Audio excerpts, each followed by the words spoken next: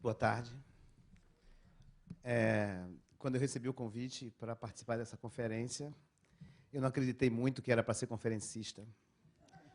Eu achei que era para ouvir a Regina Miranda, que eu aprenderia muito mais, talvez. Mas, imbuído dessa função, é uma honra para mim poder estar aqui numa mesa tão importante, num centro, talvez mais importante no Brasil, da intelectualidade, do saber e da palavra.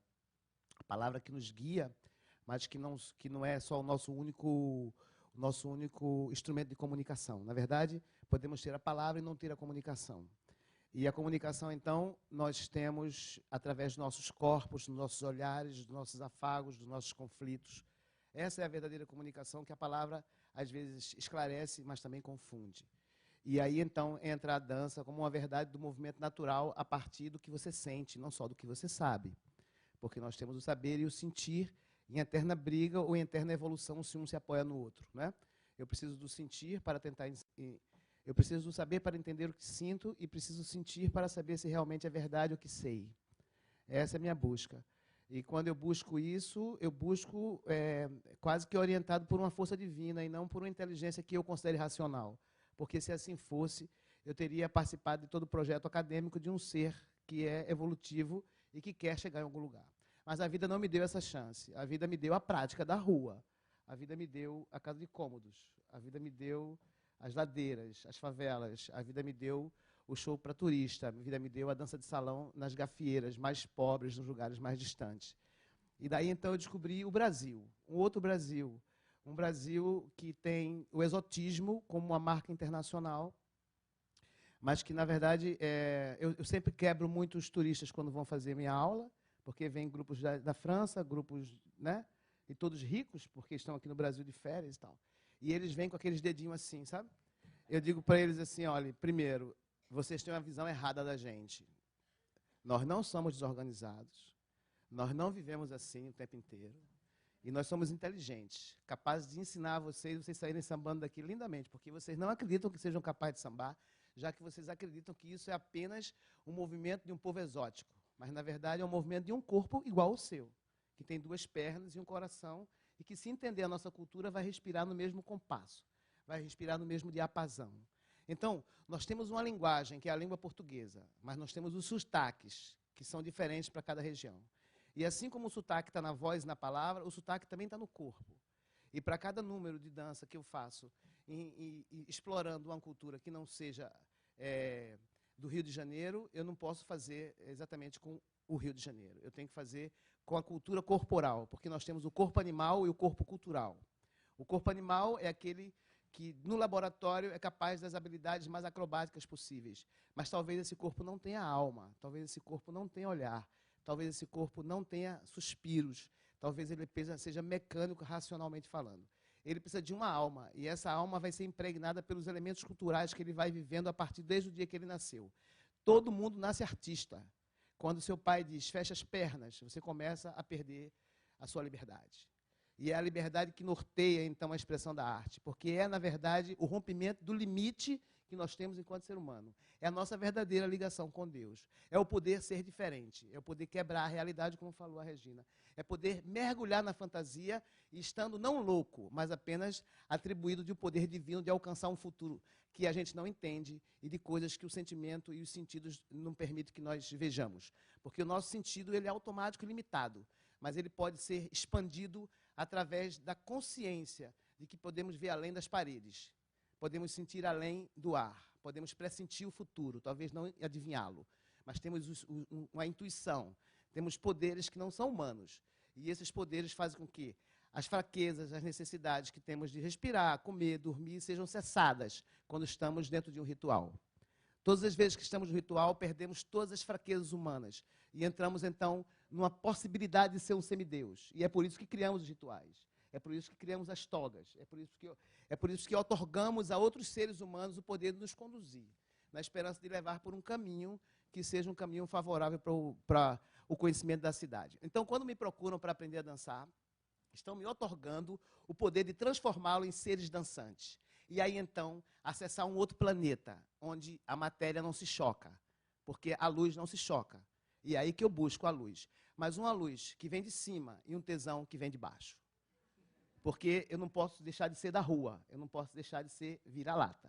Já que foi lá que eu aprendi que o tesão vem de baixo, mas eu necessitava da luz para guiar minha razão. E então a luz me dá inspiração para eu então acessar um outro canal. Mas eu não posso esquecer que eu sou um animal.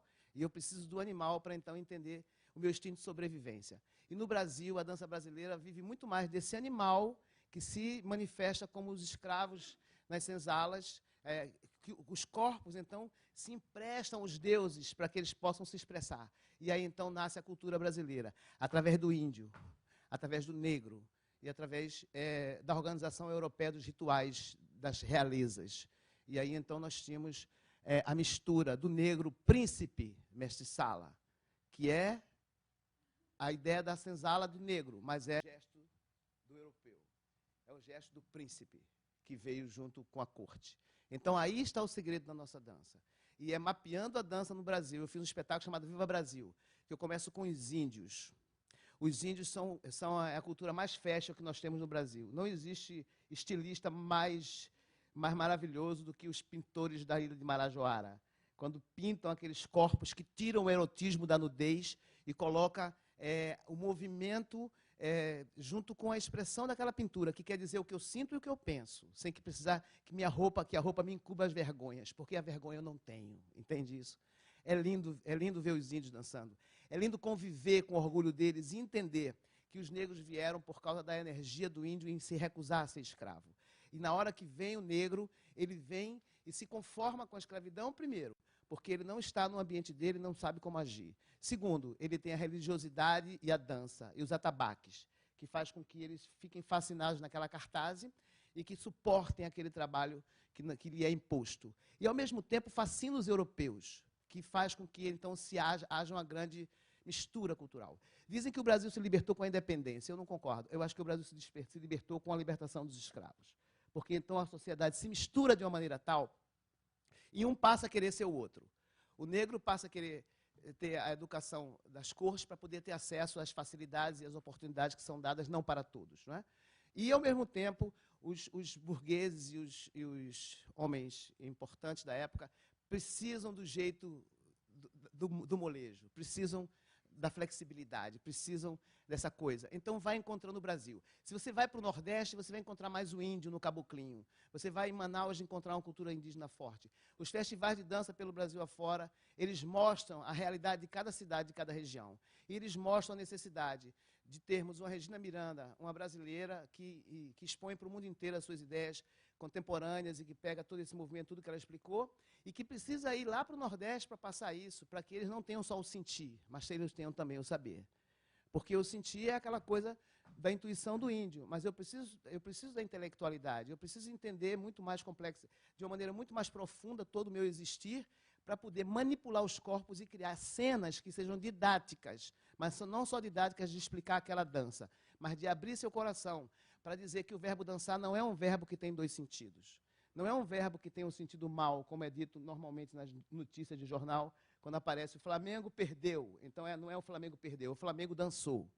O Flamengo dançou significaria que estaria ganhando e não perdendo. Então, dança não tem um duplo sentido, dança só tem um sentido. Mas eu não sei quem colocou na neurolinguística da minha cidade que dançar faz mal, né?